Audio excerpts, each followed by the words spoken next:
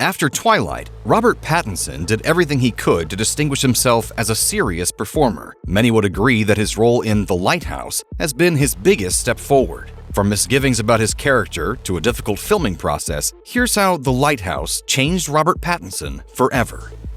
With the exception of a mermaid that may or may not be a figment of Winslow's imagination, the only character he interacts with in the whole movie is Willem Dafoe's elder lighthouse keeper, or Wiki, Thomas Wake. Wake and Winslow annoy one another from the very beginning, and by the time they're trapped together with dwindling rations due to a storm, that annoyance has turned into bitter hatred. The characters had multiple sources of inspiration, including the real-life tragedy of Small's lighthouse in 1801 and the story of Prometheus stealing fire from Proteus in ancient Greek myth. Nonetheless, Dafoe and Pattinson's performances would have to be perfect to make it work. Working with Dafoe was intimidating for Pattinson, and they didn't get much of a chance to discuss his fears before shooting. I'll drop you down a few feet.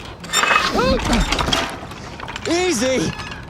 Never been in better hands. Rehearsals went badly for Pattinson, who grew frustrated by trying to take on the character before shooting began. Robert Eggers, the director, and Pattinson were furious with one another, and by the end of the week, the star was convinced he would be fired before filming even began. At the end of each day, he would slam the door on his way out and felt angry with Eggers. The fury died down once they were on set, and Pattinson was able to embody Winslow. But even then, the performer was still terrified of Dafoe. In a discussion with Interview magazine, Pattinson shared his fear and awe of his co-star. My idea for The Lighthouse was that if I don't really understand this script on a cerebral level, then I'll try to understand it on a physical level. But I must say that I've never seen someone with such a supernatural level of energy as you. I remember watching Dafoe and being like, how are you doing this? His coral tine trident screeches banshee-like in the tempest and plunges right through your gullet! Pattinson later said that he likes to take on roles specifically because he doesn't think he can do them in order to keep challenged. While he may have thought the script was tough, he had no idea just how difficult filming would actually become. Filming The Lighthouse was a waking nightmare for Pattinson and Dafoe. They filmed on location in Halifax, Nova Scotia, inside of a lighthouse built just for the film. The weather was miserably wet and cold, and both performers are put through the ringer to bring their characters to life. One particular scene pushed Pattinson to his breaking point, and he nearly punched Eggers for continuously spraying his face with a fire hose as they shot a large number of takes walking across the beach. He told Interview magazine, "That's the closest I've come to punching a director. It was like some kind of torture. It definitely creates an interesting energy." Dafoe has gone on record calling Pattinson a warrior for his approach to the challenge, remembering the harsh sting of the water on their faces. Dafoe went through plenty of his own challenges while filming, including delivering lines with big mouthfuls of dirt. But he wasn't tortured quite to the level of Pattinson, whose character is slowly going insane.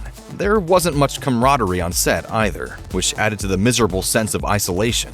Dafoe shared his feelings about filming the feature in an interview with Esquire, saying, "We both were working hard in really tough conditions. It's not like we hung out in between takes joking with each other. It was demanding enough. And the weather was shit enough that you did your thing and then you went home." This isn't to say that Dafoe didn't enjoy the film process. He went on to elaborate further. "I'm not complaining, it was fun. But when you go home after 12 hours and you're soaking wet and you're cold all day, last thing I want to do after being with those guys all day was to hang out with them and have some drinks."